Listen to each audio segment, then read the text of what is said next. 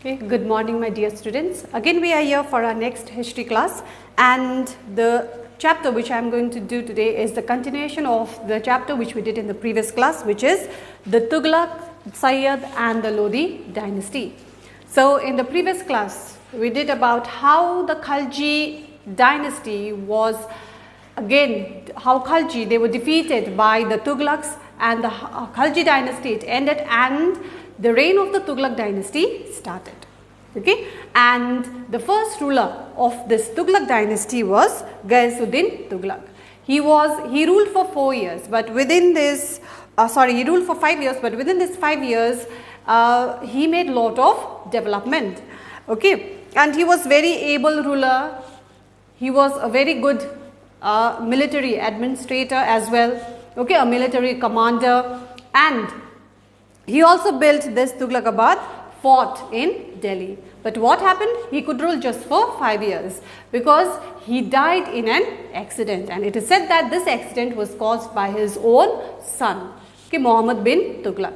Then started the rule of Muhammad bin Tughlaq from 1325 till 1351. And Muhammad bin Tughlaq, he was also a great ruler like his father. Okay, he was also a brilliant military commander. Then under him this Delhi Sultanate, this empire, it stretched. Okay, it stretched from Peshawar in the north to Madurai in the south, and from Sindh in the west to Assam in the east. So he was a very learned, educated man. But despite of being educated, learned man, what happened? He took some projects, and these projects, it became a failed project. Why? Because it was not implemented properly. Like for example, the transfer of capital. So he transferred his capital from Delhi, okay, from Delhi to Daulatabad, which is towards the Deccan, towards the south. So there were two reasons. One is to save the, let's say, to save the capital from the attack of Mongols. Okay, then the next was, because from Delhi he was not able to administer, to look after the territories in the south. So if this territory was shifted to, or let's say if the capital was shifted to Deccan in Devagiri or Daulatabad, then it would be easy for him to administer the other territories, okay, in India. So these were the two reasons. And what did he do? He made all the people, the nobles, the common people, everyone to move down to Daulatabad. Clear? But what happened on the way? Many people died, and those who reached Daulatabad, they were not happy because they could not adjust to the new city.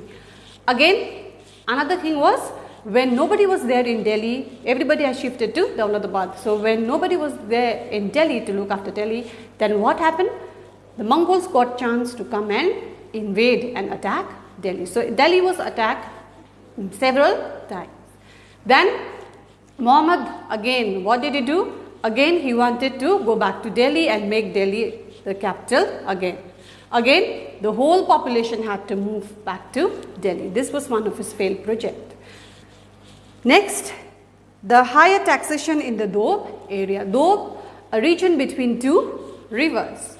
Okay, a land between two rivers. So what happened was, on the this Doab area, as since this Muhammad bin Tughlaq, he thought that this Doab region was a very fertile region. So in order he needed resources, let's say he needed resources, he needed money, okay, for the army, to maintain his army. So he thought that he could get this money from the tax collected, okay, from this Doab region. So he thought that this Doab region would be a very fertile region, as it was between the two rivers, Ganga, Yamuna, Doab. So the tax which the peasants, or let's say the farmers, had to pay from that particular Doab region was very high. And what happened? During this time, there was famine in this region, which Muhammad bin Tughlaq, he did not know about this. And what did the tax collectors do? They forcefully, the peasants were not able to pay the tax. So forcefully they took the tax from these people. And what did the farmers do? They started to revolt. And when Muhammad bin Tughlaq, then later they refused to farm the land. And when Muhammad bin Tughlaq came to know about this, it was already too late. Okay, this was the second. Third, then introduction of the token currency. So now the silver currency, or let's say the silver was in shortage, okay, in the kingdom. So what did Muhammad bin Tughlaq do? He, instead of silver, now he introduced copper and brass coins. So copper, brass, it was easily available. So now what did the people started doing? They started making fake coins, okay, duplicate coins out of this copper and brass coins. And this fake coins was in circulation all over the kingdom. Clear? Which Muhammad bin Tughlaq, he did not realize before. Then even the traders, okay, the traders, those who were from outside, the foreign traders, they did not wanted to do trade with this kingdom. Why? Because they thought that this money were all fake, these currencies were all fake. Okay, and what happened to the treasury of this kingdom? Again, it became empty, let's say. Okay, it became empty. This was the 3 failed projects. And today what we are going to do is expedition to Khurasan. Expedition means a military journey. So if you have your books, I want you to turn to page 38 and please look into this topic which I am going to do today, expedition to Khurasan. Muhammad organized a huge army to conquer Khurasan and other regions to expand his empire. For the Khurasan expedition, he spent heavily to equip his soldiers with weapons and pay them 1 year's salary in advance. Now, Muhammad bin Tughlaq, he organized a very huge army to conquer this Khurasan region. Okay, in order to conquer this Khurasan, he spent a huge amount of money, plus he built a very huge army. And for this Khurasan expedition, what did he do? He spent heavily to equip, to give new weapons, to give new armaments to the soldiers. Okay, and what did he do? Even he paid the soldiers in advance. However, what happened? Muhammad abandoned the project. That means he cancelled this project a year later, considering that it was not feasible. Okay, it was not appropriate. So that's why he cancelled this expedition. So who was in loss? The kingdom was in loss again, because he had already paid, isn't it? He had already paid 1 year's salary to the soldiers that he cannot get back. And he spent a huge amount of money in this expedition, but at the end what happened? He cancelled this expedition. Then again, similarly, he launched another expedition to conquer Tibet. But again he shelved, that means he postponed it after suffering heavy casualties in the snowy terrain. Casualties means his soldiers, many of his soldiers were defeated, they were wounded, many of them died. Okay, so again the next expedition, the first expedition was expedition to Khurasan, which he cancelled. It was a heavy loss to the kingdom. Second was expedition to Tibet. And year later he cancelled this again. He postponed it, he cancelled this again. First he postponed it, later he cancelled this. Why? Because again there was a heavy loss of the lives of the soldiers, and many of them were wounded in this snowy terrain. Terrain means this rough region. Okay, rough region or area. Many historians believe that some ideas of Muhammad were ahead of his time, and due to failure of these ideas, the royal treasury got depleted. Depleted means it got empty. So because of his, he was a learned man, he was educated, he was learned, but what happened? These projects, he did not implement this properly. Okay, and because of this, his project became failure. And this project became failure, and what happened to the treasury? Treasury became empty. Okay, there was a great financial loss to the kingdom. Muhammad also suffered a loss of prestige and became unpopular among the people, his nobles and the ulemas. Ulemas are Muslim scholars. So he became, because of all these failed projects, his prestige also went down. He became unpopular to the people. Okay, to the people, to the nobles also did not like him. Now nobles also started to go against him, and the ulemas, the scholars also, the Muslim scholars also were not happy with him. Then what happened? Revolts broke out in various parts of the Sultanate. Muhammad, on his death in, when did he die? 1351. 1351. Okay, Muhammad, he died in 1351 AD. Left an unstable empire that would be taken care of by his cousin Firuz Shah Tughlaq. So when Muhammad bin Tughlaq died in 1351 AD, his kingdom was very unstable. Why unstable? Because the nobles, okay, they wanted to come out and have a separate kingdom. They were fighting among themselves. Okay, there were no stability. Yeah, there were conflicts within his kingdom. And the next, after he died, his cousin Firuz Shah Tughlaq, he became the next ruler of the Delhi Sultanate. Okay, clear with this Khurasan expedition? Now we move on to the Firuz Shah Tughlaq. So from here, the next topic which we are going to do today is Firuz Shah Tughlaq. So who was Firuz Shah Tughlaq? Okay, so Firuz Shah Tughlaq, G-H-L-A-Q. He ruled from, again, 1351 to 1388. So Firuz Shah Tughlaq was the cousin of Muhammad bin Tughlaq. So he ruled from 1351 to 1388. So Firuz Shah Tughlaq was chosen by the nobles and the ulema as the new sultan after the death of Muhammad bin Tughlaq. So the ulemas, the nobles, okay, they chose Firuz Shah Tughlaq as the next ruler of this dynasty, or let's say this kingdom. He is seen as a peace-loving and benevolent ruler. He was a very good, okay, benevolent, very great, a good leader or the ruler, and he was peace-loving.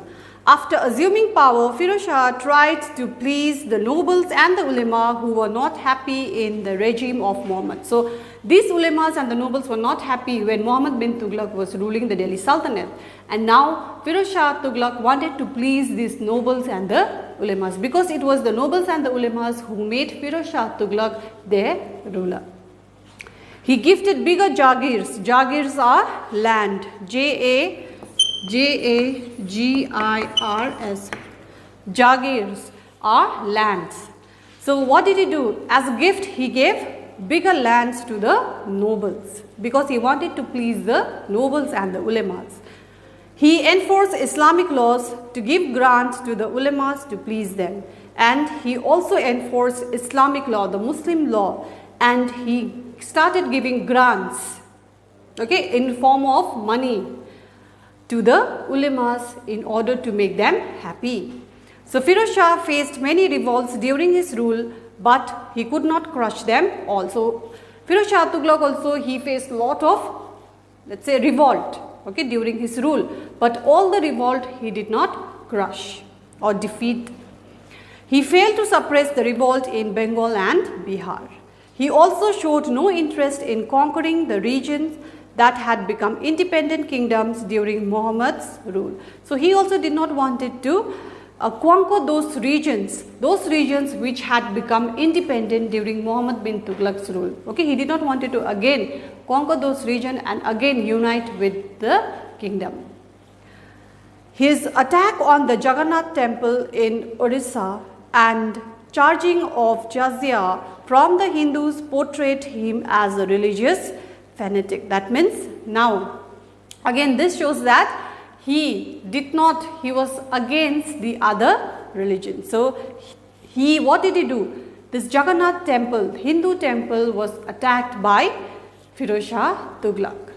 Okay, and he also imposed this pilgrimage tax, okay, jizya or jizya.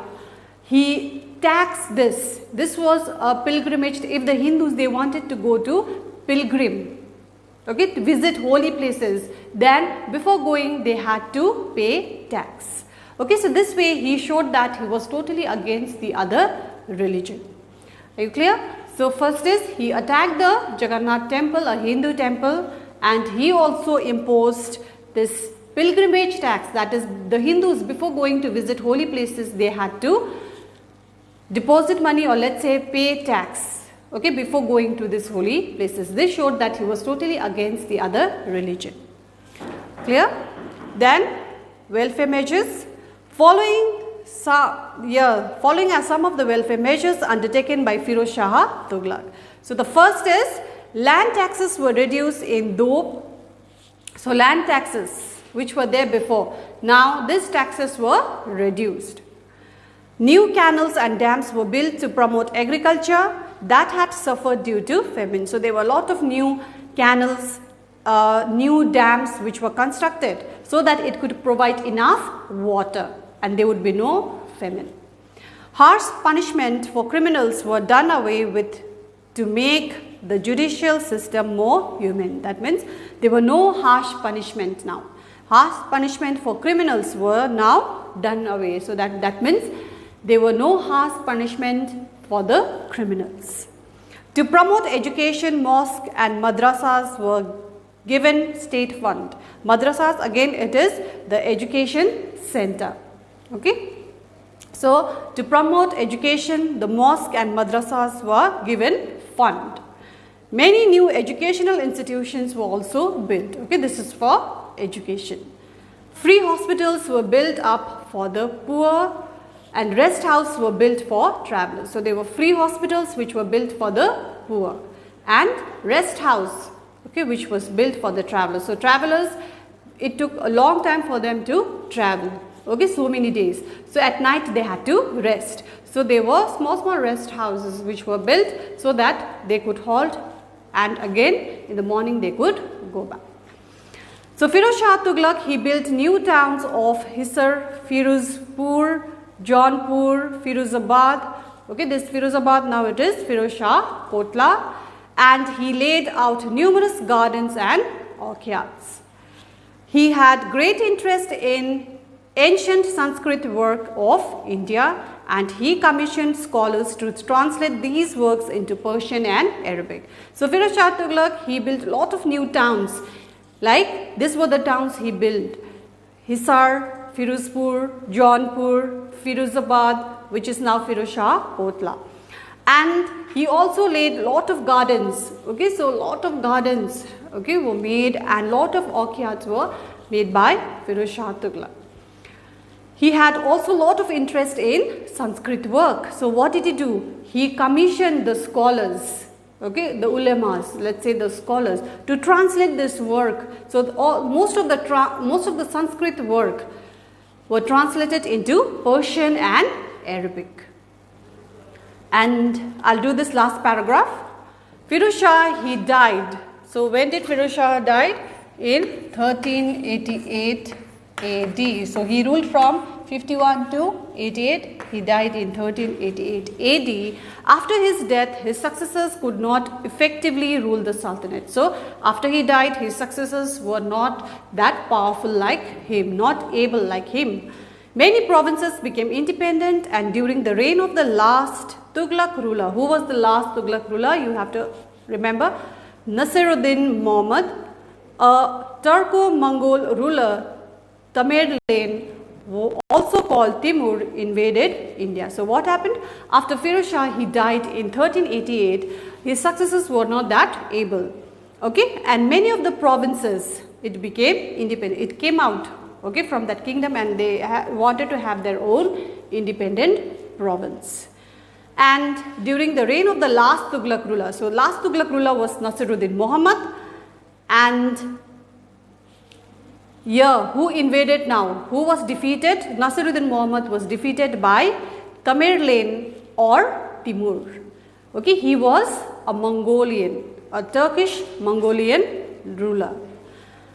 He captured Delhi. So Timur captured Delhi in 1398 AD and thus ended the rule of the Tughlaq. So this way the Tughlaq dynasty also came to an end. The last ruler was, after Firoz Shah, there were many other successors, but they were not capable, and the last ruler, Nasiruddin Muhammad, was also defeated by Timur, who was from Mongolia, the ruler of Mongolia, and He now captured Delhi. Timur captured Delhi and this ended the Tughlaq dynasty. Okay, and Timur started to rule the Delhi Sultanate. Okay, clear? So whatever I have done today, I want you to go through this expedition in Khurasan and Firoz Shah Tughlaq. Clear? The welfare measures taken by Firoz Shah Tughlaq, and I'll be sending you notes. If you haven't understood anything, please WhatsApp me in my personal number. Okay?